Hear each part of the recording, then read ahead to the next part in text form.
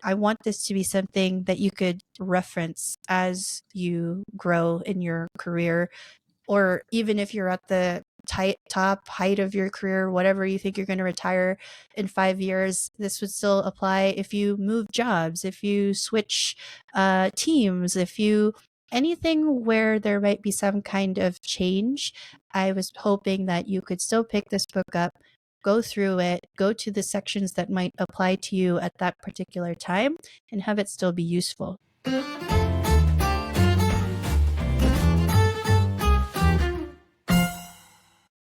Hey there, welcome to Book Overflow. This is the podcast for software engineers by software engineers, where every week we read one of the best technical books in the world in an effort to improve our craft.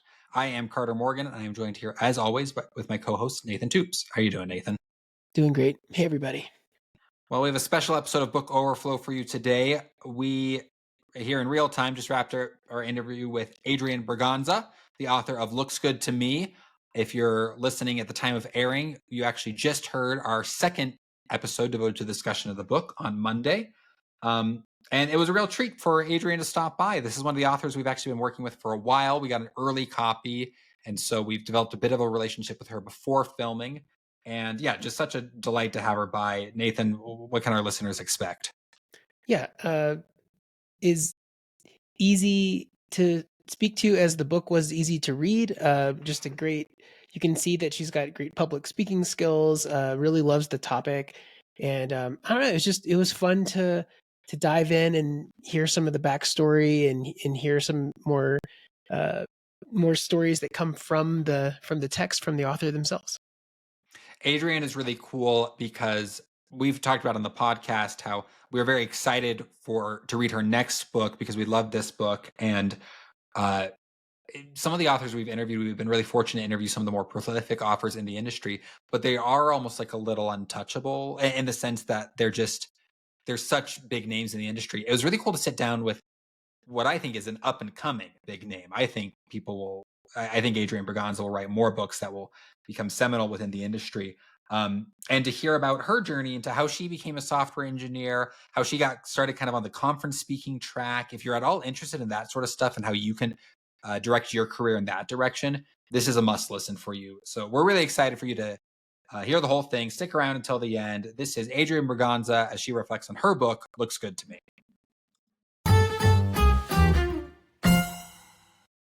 Well, thanks for joining us, Adrienne. How are you doing today? I'm great, Carter. Thanks for having me on here, inviting me on, and nice to meet you both, Carter and Nathan. Well, thank you for coming. Our listeners know we just finished reading Looks Good to Me. And this is actually exciting because usually when we book our authors, we kind of just book them whenever we can get them. But because we've been working with Adrienne and you were kind enough to send us an advanced copy, this is airing the Thursday after the second part of the discussion dropped. So this is timely. We always like to ask our authors at the beginning, I know it's a very new book. You just wrote it. So we always like to ask our authors to kind of describe the computer science industry at the time. I know that's right now, but maybe what about the industry as it stands right now motivated you to write Looks Good to Me?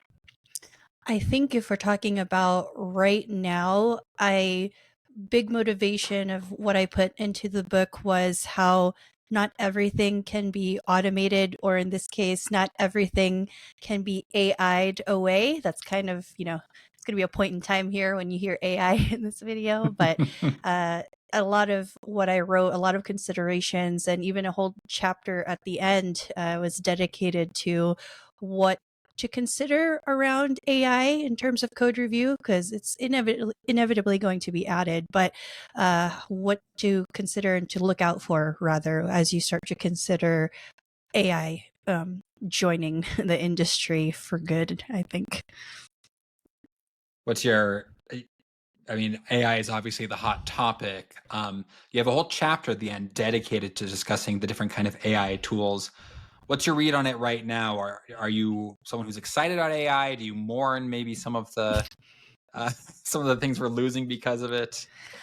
I'm cautiously optimistic. I'm not as I guess I'm not as excited by it. I'm not really caught up in the hype by it. I think understanding as a software developer how things can go wrong and how things work, I think that's what's the bigger issue here. So a lot of what we're trying to accomplish with AI, as we see, even where we are right now, I would say, maybe at the top of the hype or even slowly going down from the hype, we still haven't gotten to that state that, the Jetsons may have pictured before, right? Where you just give it something and it immediately knows what you want it to do. So what I'm alluding to here is that there's still things that need to be reviewed, even by things that are AI powered. And just because things are, just because AI is being added to a bunch of things, a lot of things I don't understand why either, like,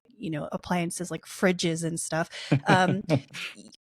Just because we have the capability to add it, I think even in its current state, it's still not quite there. And I don't think it's going to get there. I think if AI could reasonably make inferences without any previous learning, then I think we're onto something. But I don't think we're quite there yet.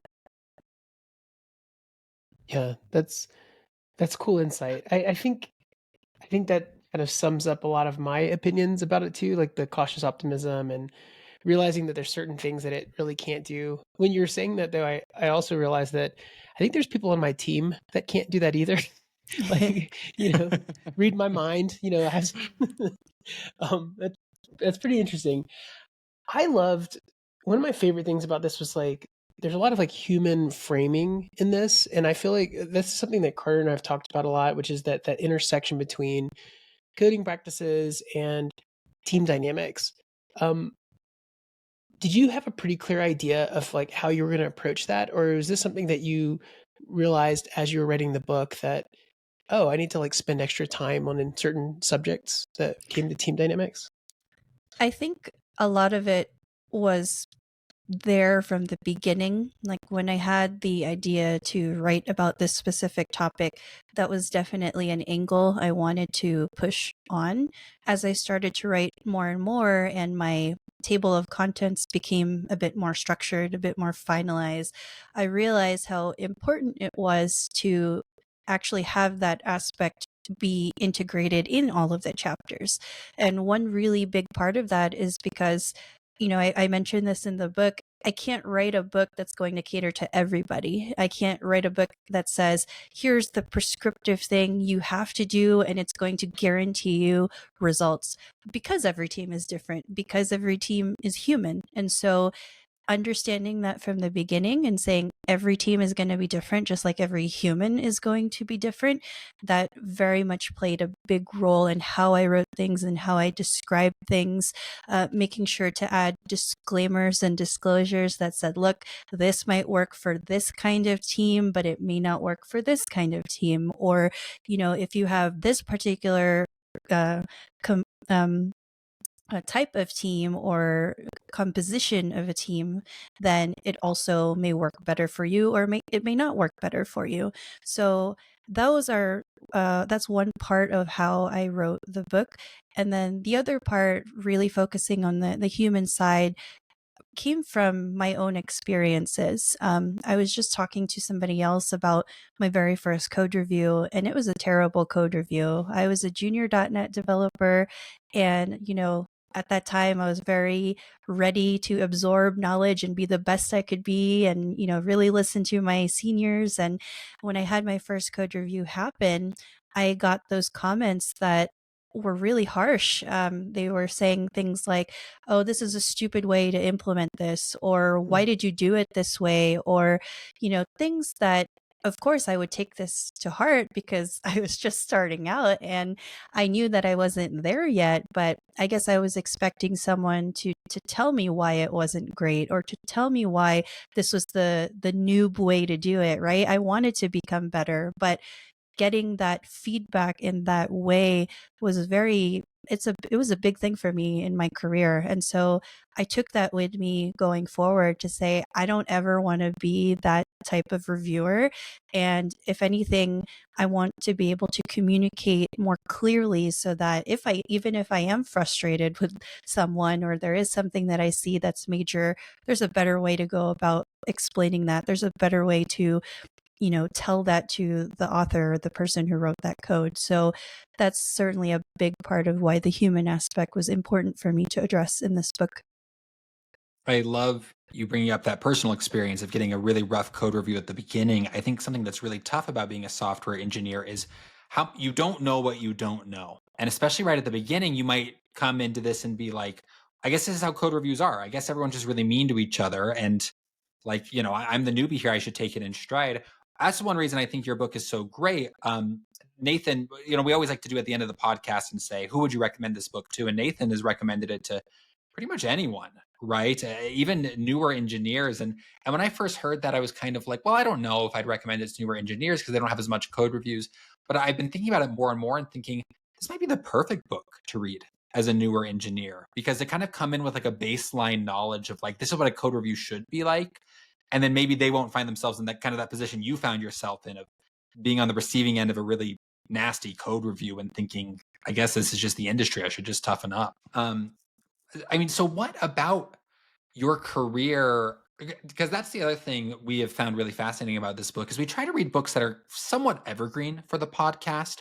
And so that tends to take us away from super subject matter specific books. But what we really liked about this book is because it's very subject matter specific, but like in a very broad way. It's about code reviews, which is going to be a part of our industry until the heat death of the universe. And so as far as I'm familiar, and we've said this in the podcast, like this is the book on code reviews, and it's really cool to have kind of been some of the first people to take a stab at it.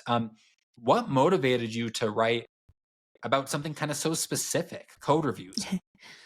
Well, I'm really happy that you said that this is the book on code reviews. That was kind of my goal, so You nailed it. You've had other authors on here, right, where I was thinking, I'm like, if I could be, along the ranks of like Code Complete or Pragmatic Programmer, that was how I wanted to think about this book. So being evergreen was something very important to me as I wrote this book. Code reviews, honestly, I had the opportunity. Somebody reached out to me from Manning, which is the publisher of my book, and they were like, hey, we really like your stuff that we've seen online. I have some blog posts, and I'm a developer advocate, so a lot of my talks are online. And they just said, we really like the way that you explain things. We like the topics that you have. If there's anything that you could write about, is there any such topic that you think you could write a whole book about? And I said, yes, there's absolutely one, and that's code reviews. And that's just the culmination of the experiences I've had, as well as all the talks I've had with developers around the world. Thankfully, to my privilege of being able to go to tech conferences around the world and speak at them. And so getting to know how code reviews are like for different teams and all around the world, it only solidified my choice to say, this is something that is so important, is so key to software development, and yet we still don't get it right. We still have a lot of issues that are reoccurring. We still have a lot of pitfalls that we're still falling through. We still have a lot of things that we're trying to figure out about it that no one has really put some structure around it too. And so that really, made it clear that that was the topic I should write about. And as you can see, I could talk about it for hours. So it was definitely the right choice in terms of topic. What made you so fascinated with it? I think there are a lot of people who think code reviews are just the thing you have to get done to ship the software, but you're someone who's obviously taken a big interest in it. I think if you take a look at the topics I do speak about in my talks, they're always basics, but they're always done in a way that I think would be better for a wider audience. And what I mean by that is these are things that I feel every software engineer should know. And I feel that if we really focus on the basics and get better at them, then we can all be better software engineers. So yes, it's fun, it's flashy to talk about like the latest framework or the latest AI advancement, but those all kind of fade away. That's why those are the new flashy bleeding edge things.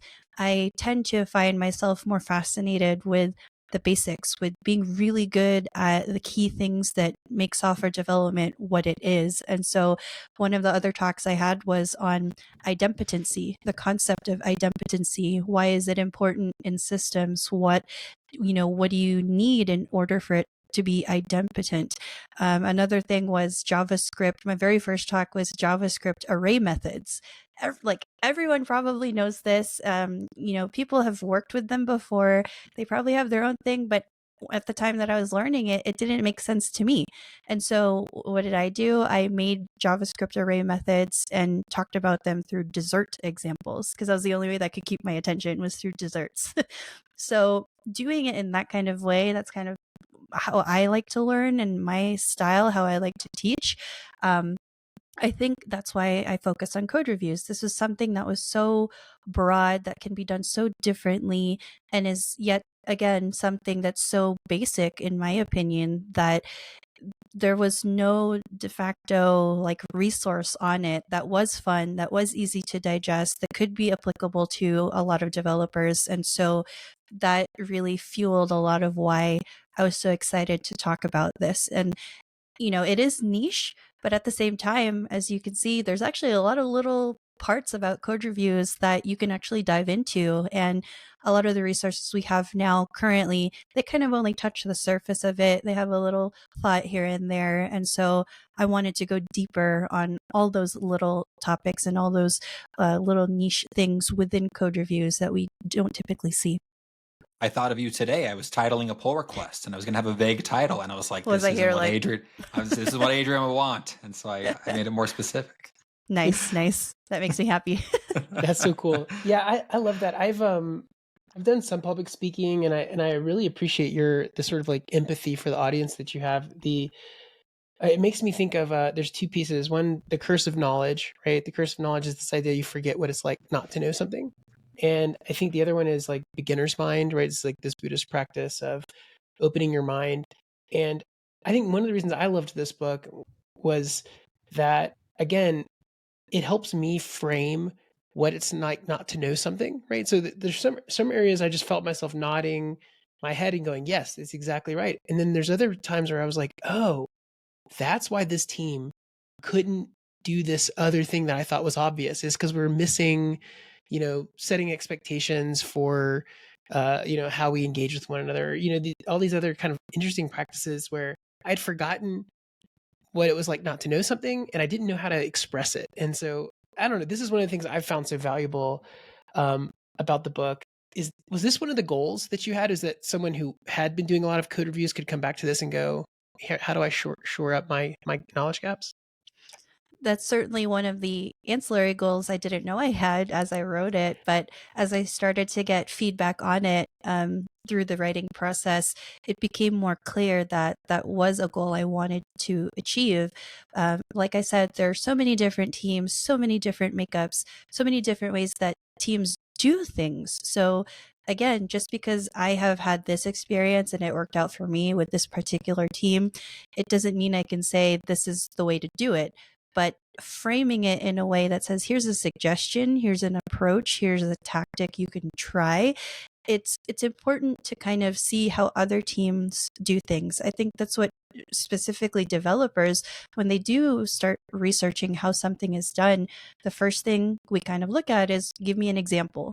How do you use this in a real world example? How is it actually being used? Like past the hello world example, how would I actually apply this? And so keeping that same mindset, I wanted to take some of these tactics and approaches and kind of show them through those types of examples so that teams can start to say, oh, I never thought about it in that way, or, oh, especially for the teams who are we've always done it this way and may not know any other way.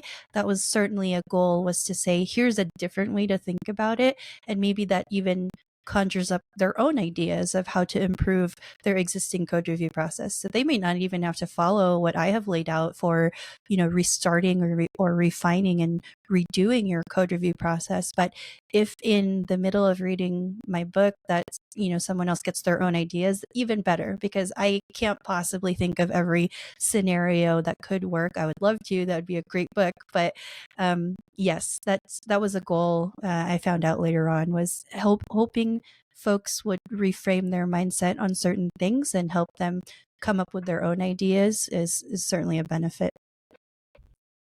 One thing I really liked about the book, you have a very breezy writing style, and I mean that like in the best way possible. It felt to me like almost like reading a letter from a friend. It's very approachable, very easy to read. Is that something that comes naturally to you, or is that something that you really wanted to emphasize in this book? It's just very different from some of the other books we've read, and I enjoyed it.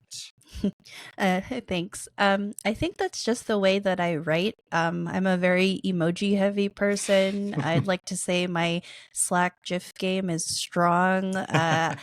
I'm sure maybe you might hear it in how I talk. I like to have a joke here and there. Even in my talks themselves, I can't do it unless there's some humor involved. And so I think that's just the way that I write.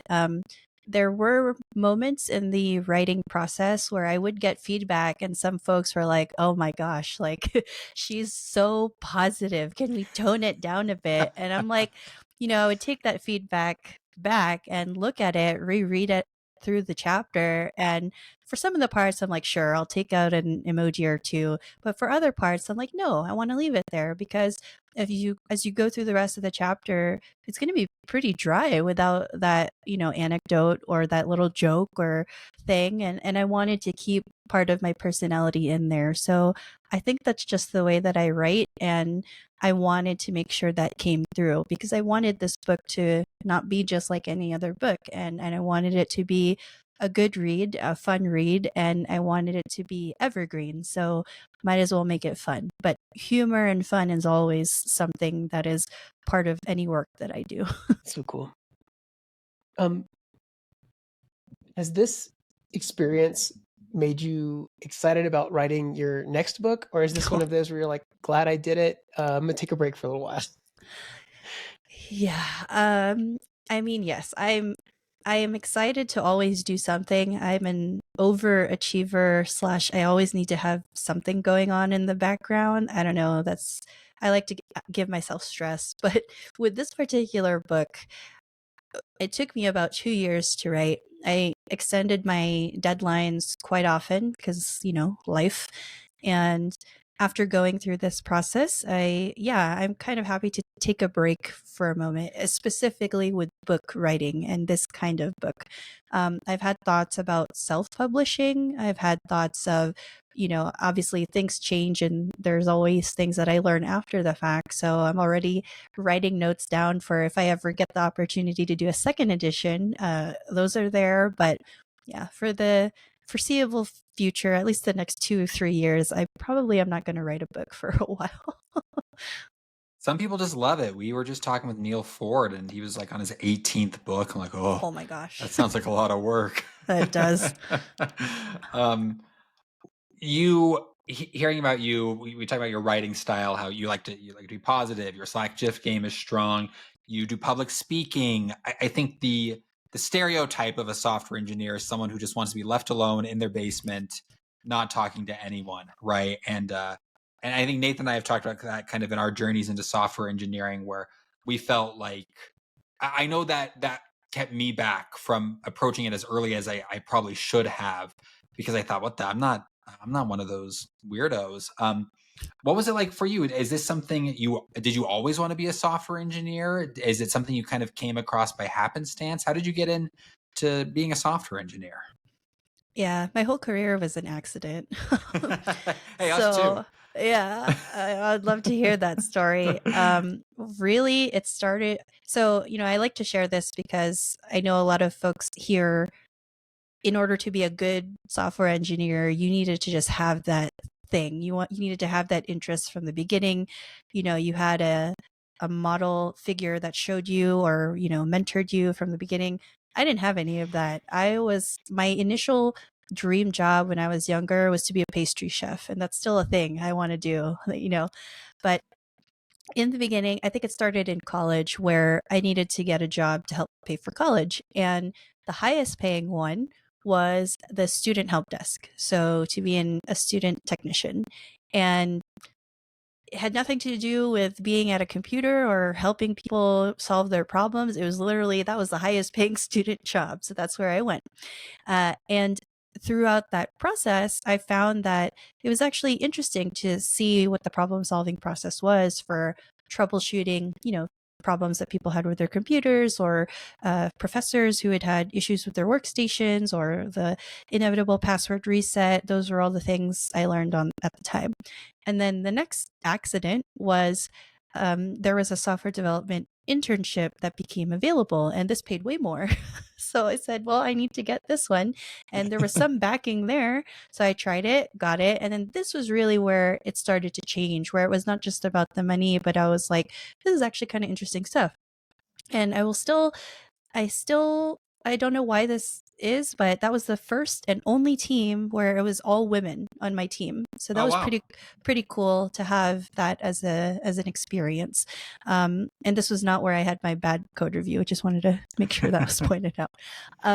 So that's where I started to learn, started to play with APIs, started to play with SQL Server databases, things like that. And that's where it changed for me. Fast forward, I started to work at a bunch of different small to medium sized companies within Las Vegas. And then the very last full developer position I had, I went to a conference, and the person who was giving a talk was terrible at it. I don't know if you've had them. They're just kind of reading off of the slides, No, every reading the talk I've ever been bulletin to has been points. excellent. And it was just that typical one where you're getting sleepy, or you're like, I can read the slides myself. So that's when it came up to me. And I'm like, how did these folks actually get to be a speaker? And so that's when I researched how you actually become a tech conference speaker. There's a whole process for it. You apply. Most of them have a call for papers where you can apply and submit talks that you would like to talk about. So you write an abstract, and then if the organizing committee of that conference thinks you'd be a good fit, they select you, and then there you go. That's how you become a tech speaker. So I read that and I'm like, you know what, let me just try, because that one experience, I'm like, I could talk about this topic way better than this person. And they said in the beginning, as someone new, someone who's new to the speaking circuit, try to apply to as many conferences as possible. And I did that because I was thinking, well, at least I'll get one or two. I got accepted to 7. Oh, wow. So that was how the accident came about, of me pivoting my career from software development to developer advocacy. I started doing those talks, fulfilling those 7, started to learn that I really enjoyed it. I liked seeing somebody come up to me after a talk and say, I finally understand what that means, or they have questions and I'm able to answer it for them. I like being able to engage the audience.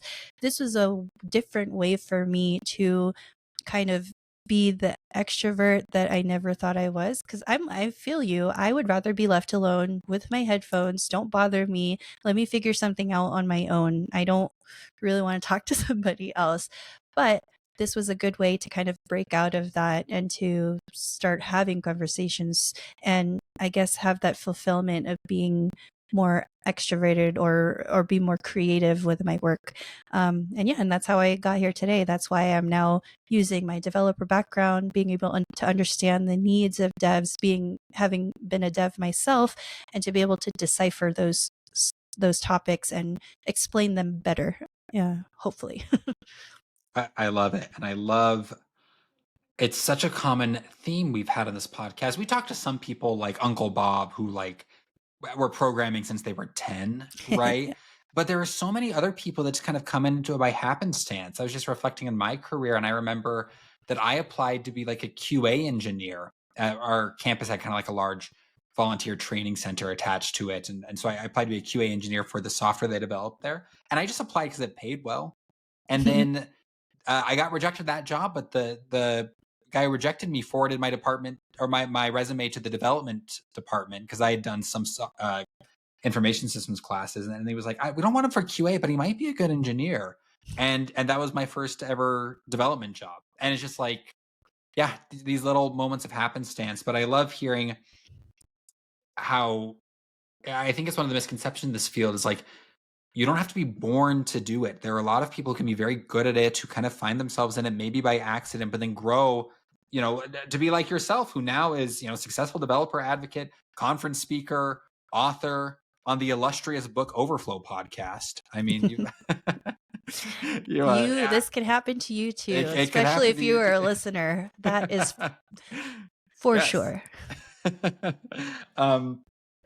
So yeah, that's so cool to me to see how such a cool and exciting career can develop from, well, like you said, like taking the student help desk job because it paid the most. Yeah, it's funny how these things work out. Yeah, actually, I actually think that that's a feature and not a bug, though. It seems like everyone finds this sort of unconventional path, right? It's like everyone, I mean, everybody's story is different, but the folks who end up being on this podcast and, find these cool journeys, there's no handbook for that, right? You kind of do this thing and that's kind of interesting and it sparks something and then you move on. I love hearing these kind of stories. And I've done some speaking, but I never took it super seriously. And while I don't think I was probably in the bucket of like the worst talk you've ever seen, I probably also wasn't the best, right? I was like, it was good enough talk. But I like it.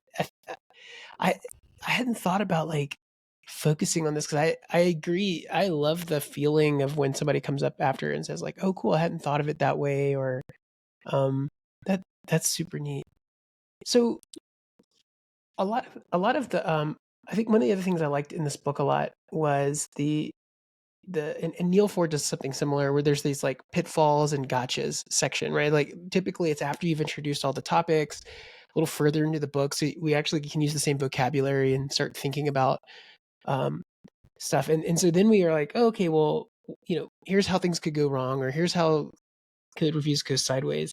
Did you know you were going to have that section when you started the writing, or was this something that we were like, this is perfect, like this is what I'm going to add? It actually, those are one of the first few chapters that I Oh, wow. had. It was something I definitely knew I wanted to have because this is why I wanted to write about code reviews in the first place. So many people didn't like theirs. And I'm like, why? Why do you not like your code review process? I know I had my reasons and my experiences, and I now wanted to find out what other reasons do people avoid code review or skip it altogether? What are those? And so learning all of those things, it became really, really clear that these are actually the more important things to talk about, because even if you start out and have a code review process, as you start to grow and evolve your team and evolve the process, those pitfalls that could come up if things are not well laid in the foundation are what make the code review process the bad process, the things that people avoid, things that people work around. And so talking about those was really important. When I would mention that I was writing a book about code reviews to some folks or devs that I would talk to, they're like, are you going to write about how to resolve debates between developers and comments? And I'm like, yes, because, are you going to talk about how we have a problem because we only have a single senior developer who's the bottleneck and they're the only one that can review code reviews? Yes. Like, these are the real issues that we face later on. So yes, it's one thing to learn, here's why it's good, here's why you want to do it, here's how you do it, and here's how you may approach it. But then once you get that going, you need to know what to do when problems come up, whether that's a human problem or that's a process problem. I wanted to make sure that everybody was prepared to not just, start it and then kind of forget about it and abandon it like a lot of other folks have when the process didn't turn out well. So having those examples, and even better, having some contributions from other developers who have faced those problems and how they solved it, that was important for me to add, to say, hey, look, you're not the only one going through this problem. This is actually really common, or this is actually something, at your stage of your team will likely run into. I wanted to make sure to not leave them hanging, because I don't like that when I read resources as well. It's like, here's the happy path, but where's the stuff I actually want to know? Where's the real thing? Where's the, I'm on this particular error, I need an answer for this thing. So Yeah. And then I also loved how it fed straight through to dealing with process loopholes, right? So like all the stuff that can go bad. Then I was guilty of this at one point in my career. I got some feedback from an engineering manager about the process loopholes piece. And then again, right after that, you get into, okay, but there's a case where there needs to be an emergency process, right? Like I loved that the building on that was cool for us to talk about. And again, I was just like sitting there going, yeah, but what about these exceptions? And then like immediately you answered it. So that was pretty cool. What were there any personal experiences with either process loopholes or emergency stuff that you've had to deal with in your career? yes, the main two were the biased buddy system. So a lot of the teams I worked on were small being 5 or fewer people. And of those times where we actually had a code review process in place, there were always like 2 colleagues who would just, they work around it by saying, hey, take a look at my PR, they approve it, and then the other person will ask that same person, hey, take a look at my PR, and they would approve it, and they would always approve each other's PRs. I'm like, why are these 2 always getting through? And also, why are these ones typically the ones that have issues still get through to production? But it was annoying at most, I would say, because I felt like those 2 developers were the pieces of knowledge that never got shared across the rest of the team. And that's because they kept it siloed. They always looked at each other's. Presumably, they looked thoroughly enough. And so that was one thing I definitely wanted to talk about, as well as other forms of bias, like the 10x engineer, who that's also very common, where someone may be really, really good. They be maybe a model software engineer. They follow all the best practices. They are generally someone the team turns to for advice because they respect their opinion. That's great. The problem is now that developer never gets the same type of review that they would give their colleagues.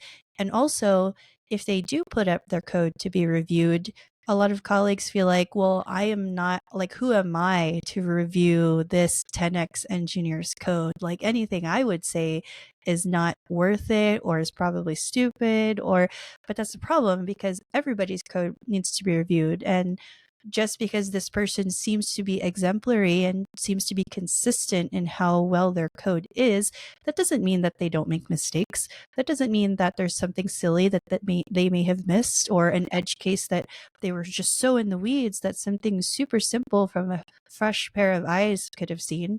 So that's another issue that I wanted to point out, is that everybody needs to feel equal in terms of needing to review each other's code and feeling like what they say is worth it to bring up. So that was important. And then the last part was the infamous emergency hotfix. I've had this probably every team that I've worked on, where it's like, well, this is happening. The main goal is we need to just put out this fire, and like every law and judgment was just thrown out the window, because that was just the thing you needed to fix. And so that was a very, very big problem, because anytime we would push out these hot fixes, there were more hot fixes we needed to do later on. And that's where the whole mindset of like of annoyance came about, because I'm like, we have all this freaking time to resolve fixing things, to troubleshoot things after the fact, to waste time spending finding the problem and fixing the issue. Why don't we take like a quarter of this time to do the process beforehand, to just do a quick check and see that everything looks great. So that's something I really, really wanted to also talk about. And, having that experience, it's easy to just go on the other side of that and be like, absolutely no, everything has to go through code review, be super strict on it, but that's not realistic. Like sometimes you just have to get something out there. So that's where that hybrid approach now comes into play, where as long as you have something, a structured playbook, for example, is one approach that I talk about, that your team understands, agrees, and knows how to use and not abuse, then you can have something like an emergency hotfix go out. There are just some extra steps that you need to do to make sure it doesn't become a loophole and doesn't become a mechanism for just completely cutting out code reviews in general. So yes, all of these were all personal experience, things that I thought that were very important to talk about, and felt that if I had gone through them, I'm sure some other team has likely gone through them or is going through them as well. It's one thing we love about doing this podcast, and why we encourage our listeners to be voracious readers, is it feels like such a cheat code. It would take me decades to accumulate this knowledge of code reviews and the loopholes and the anti-patterns and all that. Instead, I spent 2 weeks reading a book, and and now we have all that knowledge. I think this book it's obviously about code reviews. I also think it's a hidden book about documentation. You have a lot, you argue for team working agreements. You argue for postmortems. You argue for even code reviews serving as a form of documentation. I can't remember exactly what you compared it to at one point, but you almost talked like almost like an ad hoc, like informal code review, like maybe just someone like looking over your shoulder and saying, okay, yeah, that looks good to me. But you're like, no, you have to have the code review because it serves as a form of documentation. It documents the change and why it was made. Documentation is something I've thought a lot, especially in this age of distributed teams. And especially because we are such a transient field. And it's, I have an uncle who's a mechanical engineer, and he says a short tenure at a company is like 10 years. And he's shocked when I tell him that, like, oh, if you've been at somewhere like 4 years, 5 years, you're looking a little long in the tooth in the software engineering world. And so documentation is something I think about a lot, and that how do we leave proper tooling for the people who join after us? How did that become important to you? Because there are some developers who just kind of don't think much about documentation. So that's another one of those things, like unit testing or documentation itself, that we kind of just, these are the basics again that I think we need to care more about. Not enough care about it. And a lot of folks are just, they hop onto the memes and the jokes about it of like, oh, documentation, haha, I don't have that, looks good to me, and it's funny, but then it's not, because when you're actually working on it and you're going through it, you start to see the value of it. And ideally, when you go through that challenge and difficulty of trying to work on something without documentation, that would change your mindset about it to say, no, documentation is important. So again, it's that principle I have of, it's one other important thing software engineers should know.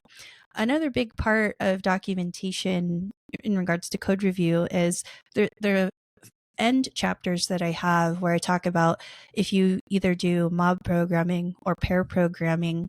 And, a lot of folks are on the side of, well, if we do this and we have that constant review or quicker review, then code review is, unnecessary. Why do we have to do that? We get all of the benefits. We get the knowledge sharing and knowledge transfer benefits. We get the mentoring benefits. Sometimes we get the finding defects benefits because you're getting and iterating much faster and quicker. You don't have that bottleneck that traditional code review, like a pull request process, may have, because now you're not waiting for someone. So yes, those are all valid points. So why do I then say code reviews are still important? It's because even if you do pair programming or mob programming, after you have those discussions, how will you know why the code has changed after those discussions have gone and the code has been entered and merged into the code base? So even at a minimum, if you have the greatest pair programming process and mob programming process, and you get all the other benefits that way, then the code review process can be much shorter. But that's the main purpose that it should serve then, is to explain why the change was made. Capture the summary of what you've discussed, capture all the decisions that have been made, and just put it in the code review. And that way, your code review can be the quicker, almost rubber stamped one, because your team has already discussed it. So that's why I say it's a very important form of, it's like a chronology of your code base. And if you get to an ideal state of every change being able to be traced back to, say, a specific commit, that's like, to me, that's software development team nirvana, right? You know exactly what happened, you know why it happened, and when you start to work on it later on, if you have to refactor, if you have to change something, then you are better prepared to go into that part of the code base and have any quirks or nuances be there for you because you have that documentation. So always having context, always being more prepared, to me, makes you a better software developer, software engineer, whatever you want to call it, because you need that context in order to be able to do what you need to do. And so documentation in its essence is very, very important. It always will be, no matter how much we dread it. I'm always surprised, because I dread it too. And I'm always surprised at how little time it takes compared to like solving the actual issue. I just spent several days. I work with the Facebook marketing APIs at work, and we have these jobs that kind of extract data from them. And someone was like, hey, can you add these accounts to the jobs? I'm like, yeah, no problem. And it was 3 accounts, and 2 of them returned saying they don't exist. And I was like, can you check that those exist? And like, they do. I was like, dang it, like it's an OAuth issue. Our current token doesn't recognize those accounts. And so I spent days tracking down, like, how do I get developer access? How do I get admin access? This token we're using, where did that come from? And I even discovered that the token we were using was like a developer's personal access token. So if you ever left the company, we were hosed, right? Yeah. And so then I'm like, okay, I'm going to get like a system user set up and do all that. And so, but it was like 3 days of just digging through like the weeds, a lot of bouncing ideas off of ChatGPT. And then when it was done, it took like 20 minutes to just write up in our documentation, like, okay, you might be asked to add new accounts. It's probably this issue. Or even just, I wrote down like, here's where the token comes from. Here's how you can add new accounts to it. And again, like 20 minutes after 3 days of just being in the total thick of it. And so this is just an advertisement and a PSA to all of our listeners out there, that it doesn't take as long as you'd think to do the documentation, to do the code review, right? And it will pay dividends in the future. Absolutely. I'll put in a plug here for AI that, in these cases, I think I talk about it too in my AI chapter, but this is where AI can help, or automation can help. So there are a lot of tools and plugins that, for example, generate summaries of your code changes. They estimate how long your code changes will take to review. They double check that your titles are formatted properly. They create change logs for you. So some of that dread work, absolutely try to use automation or AI tools to help you just kind of get started. It's kind of like ChatGPT or Gemini, where, we use it as a starting point because it's kind of that boilerplate, boring work, tedious work. And that's where I think we should absolutely use tools to help us. Then we use our smart, very well paid developer brains to now change it and add the extra context or fill in the template, or to summarize it a little bit better, take out unnecessary stuff. That's how we can get the best of both worlds, where we don't have to write documentation from scratch. We don't have to write the whole context of a pull request from scratch. Have it generated for you, and then review it, double check that it's correct. And if there's anything else missing, then that's where you go and add that little extra step. And I think that would be the ideal way most developers should think about this, rather than just, I have to do everything and I have to do the tedious work. Yeah. I like to think of that as making a gift for my future self. Like, Mhm. obviously you should do it for everybody else, but sometimes I'm also like, okay, if I looked at this in 6 months, would I even remember the Yes. context? Um, there's got to be a backstory to the title. Has this been the working title since the very beginning? We're on the record of it being our favorite title of the books we've Yeah, covered so for I'm sure. far. so happy to hear that. I always, the moment I knew that I was going to write a code review book, it took some iterations, and there were some really boring ones. I'm like, they were SEO approved, right? They're like, what were some of the first iterations? Like considerate code reviews, practical approaches for, something, something, something. And I'm like, yeah, it gets to the point, what you're going to read in this book, but it's not me. It doesn't really get to it. And then the moment I was like, oh my gosh, this needs to be called Looks Good to Me, and then have some like fancy subtitle. So initially I submitted that to, the initial phases where you're supposed to send some ideas. And my publisher was like, well, I don't know if this is going to resonate the way you think it is. I'm like, I'll make you a deal. You submit this title to like the reviewers that have to look. It's like a maybe 15 reviewers at the time.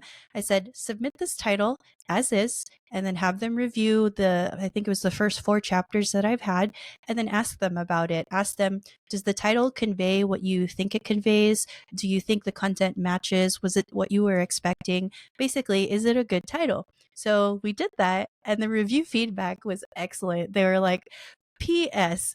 The title is absolutely perfect. Do not change this. Someone else is like, if I read this in my Barnes and Noble, I would immediately like be called to it as a developer, because I'm like, oh my gosh, what is that? That's interesting. And I would pull it off of the shelf. Everybody basically helped me confirm that this is what's the meaning behind the phrase. It is this phrase that conjures up either good or bad memories. It's definitely related to development. It's definitely targeted to developers, because developers will certainly see that phrase and kind of get what it might be talking about. And then when you start to actually read the rest of the book or the subtitle, then they'll get a little bit more information on it. But the moment that those reviews came back, they're like, well, it seems it does resonate with the devs like you said it would. So I got to keep the title, and I was like, that was a major win, because I didn't want to have any kind of plain random title. I'm so happy I got that title. I think, I don't remember exactly, but you and I met over Reddit, and I believe you were in a subreddit kind of talking about your book, but I think it was the title that caught my eye. It's like, looks good to me. Like that sounds fun. And so it's already worked in getting us to read it, and I'm sure it'll get more people to read it.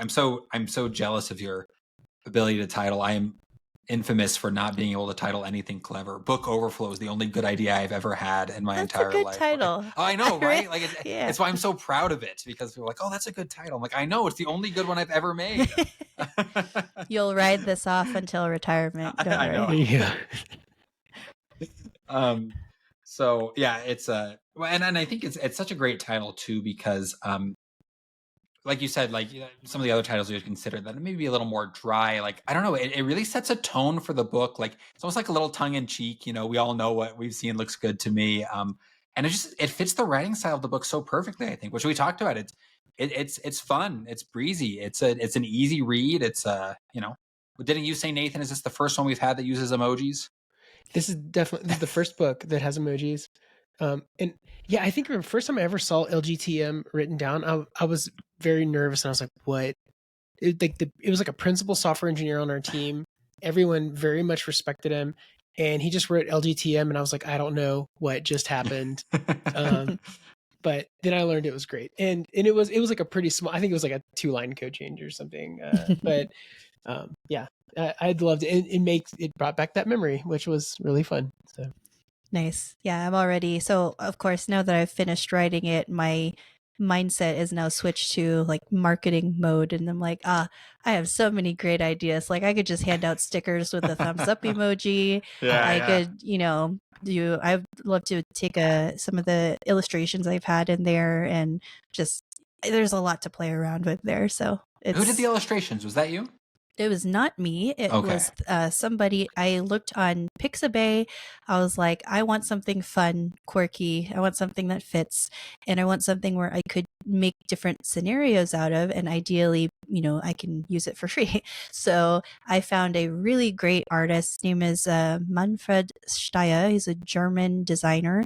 And he graciously makes this set of, they call them pixelchen or pixel people, available. And they had these little square blocks in various scenarios, and all of the line art that he had lent itself very well to me being able to create these different, humorous jokes or posters, informational diagrams, but it was a perfect fit. And the fact that he made them available for free, I was like, bro, I'm going to shout you out in my acknowledgments. Is that okay? He's like, oh, cool. Yeah, sure. I'm like, and that's how it happened. And yeah, so, You'll but they have were to great. send us a link to his, like portfolio, his Pixabay portfolio. We'll include him in the episode description here, so Absolutely.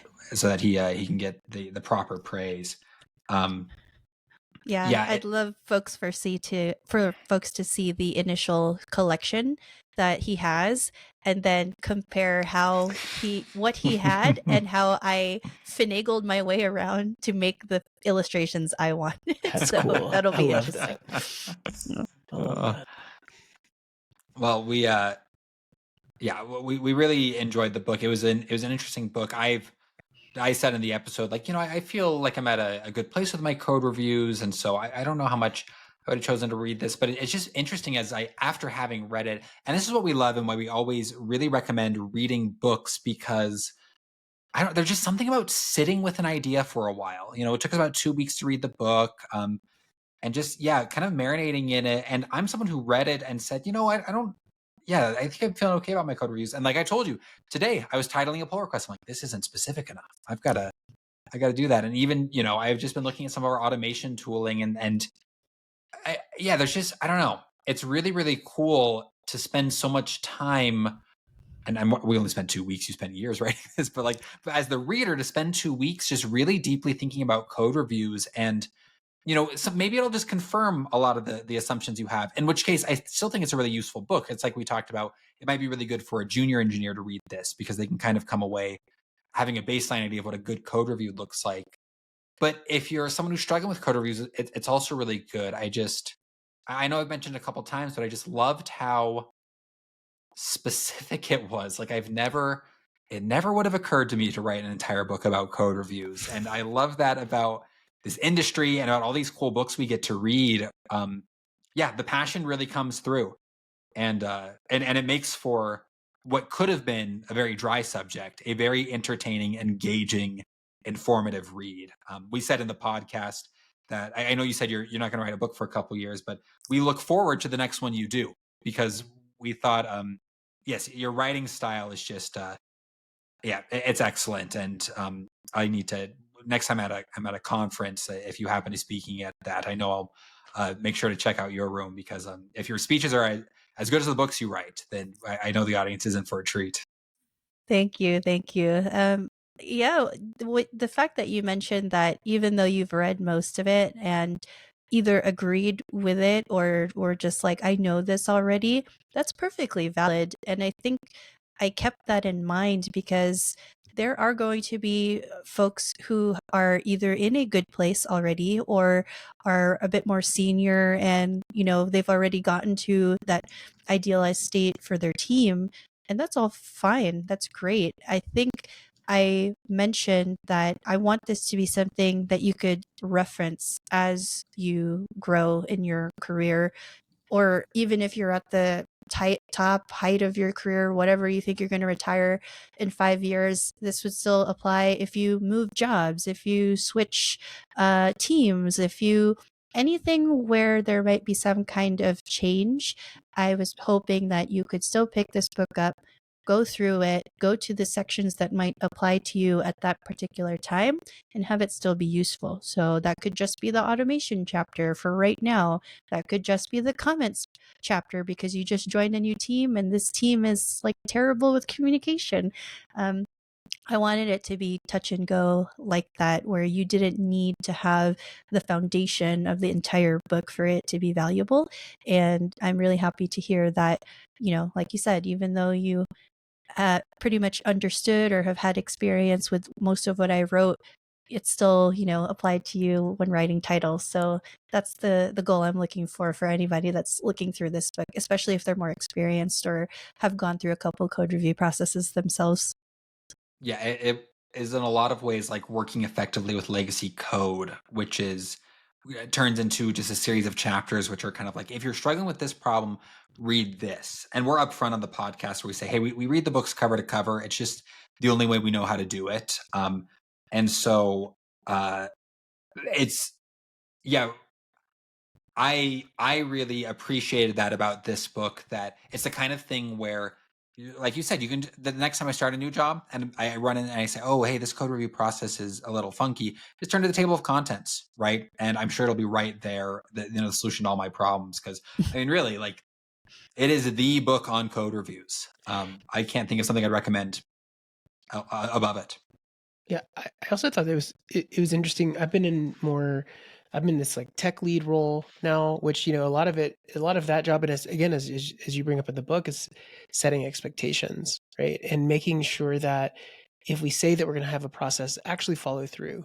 How do we support the team if we see that two of the people are doing well, but one of them maybe either doesn't understand or they try to find clever ways to skirt around the process, like how to rein them back in. And again, this is where I think there's not a lot of cases where a junior dev or a tech lead or the leader of a department or something could actually take a look at this and go, oh, that's what I'm supposed to do in this situation, which is pretty cool. Yeah, I did have some call outs for tech leads and managers. I actually didn't know that this was something valuable until, again, the invaluable feedback processes I got. So through writing this book, I get 3 feedback cycles. The first one was for the first 4 chapters that I've had. The next one was about 2/3 of the way that the book was done. And then the final one was literally, here's the entire manuscript, and I get feedback there.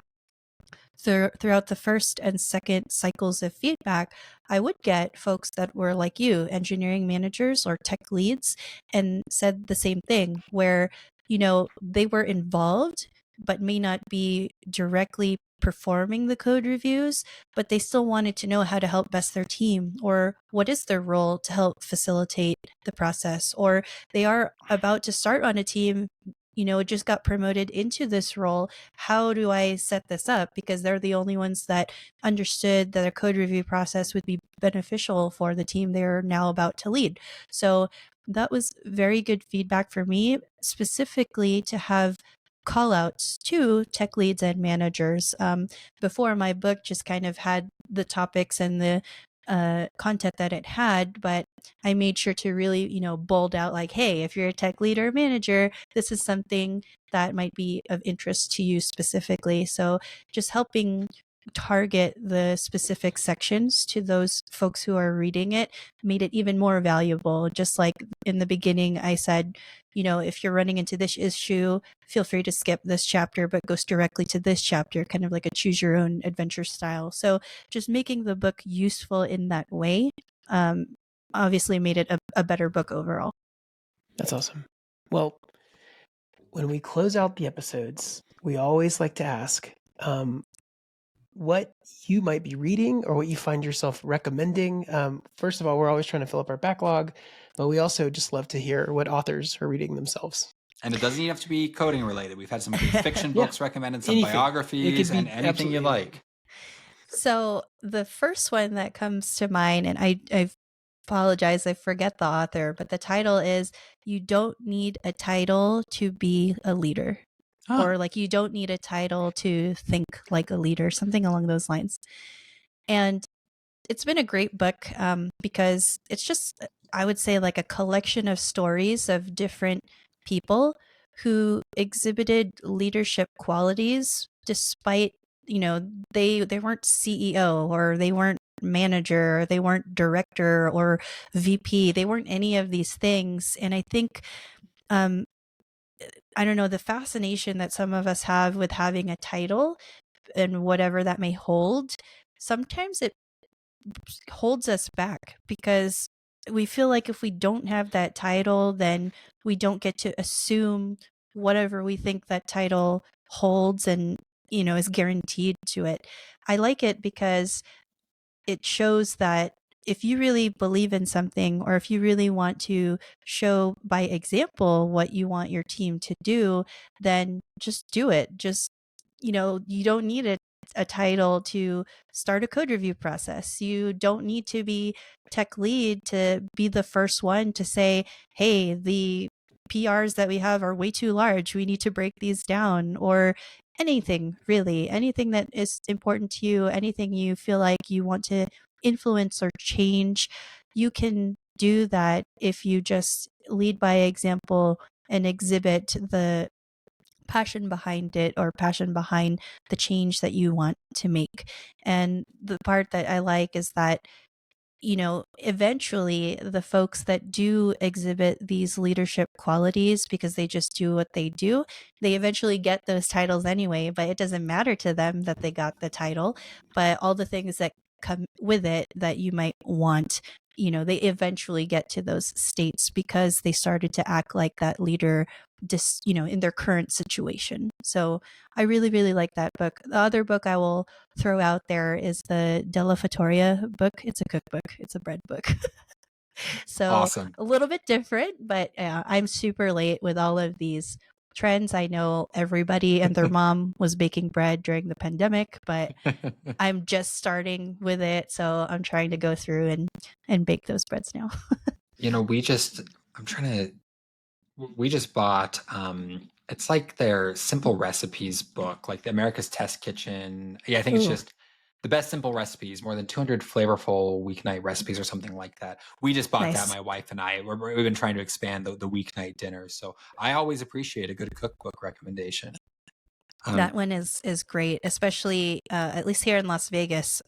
We do not have any good bread at all, so it's time to. It got to that point where we had to make it ourselves. So Well, thank you so much for joining us, Adrienne. The book looks good to me. We have 2 great episodes discussing it. Now it's available for early access, Adrienne, but I believe you can just purchase it right off Amazon, right? I believe that's still the pre-order status, Okay. so you can certainly get it early access off of Manning's website Okay. for sure. And then it is slated to be released around October. So Okay. yes, if you see it on Amazon or Barnes and Noble or things like that, I think it's still a pre-order, which means you'd still have to wait for it. But you can definitely get the electronic version on Manning, and then the print ones, like I said, October. But that might change. I'm still waiting on that from my publisher. Well, if you are at all interested in code reviews, go ahead and pre-order it. Like we've said, the book on code reviews. You won't find a better one. Adrienne, it's so much fun talking with you, and such a pleasure to have you on the podcast. And very fortunate that I found you in a random Reddit thread, because this has been just Yes. a real delight. That's the great power of the internet for sure. Yes. This podcast was some of its beginnings to random Reddit threads. We'll have to reveal that one day. But it's so great to have you, Adrienne. And thank you so much for stopping by. Yeah, thanks so much for having me. I could talk more and more, but yeah, it was very lovely being here, speaking with you too. So thank you for the opportunity. Well, not a problem. See you later. Well, thanks for tuning in, everyone. That was our interview with Adrienne Braganza. Just such a delight. What a lovely woman, and a fantastically talented author and speaker. You can follow her on Twitter at, let me get this right. She is at Adrienne Tacke, Tacke. You can follow us on Twitter at Book Overflow Pod. You can follow me on Twitter at Carter Morgan. You can follow Nathan Toups at www.functionallyimperative.com, where you can see some of his interviews with other fascinating folks, both within and without the tech industry. As always, like, comment, subscribe. If you're on an audio platform, leave a 5-star review. If you're on YouTube, again, like or comment. It really helps boost the podcast. And we thank you so much for tuning in, for being a listener. And we hope that you'll continue to tune in. Thanks, folks.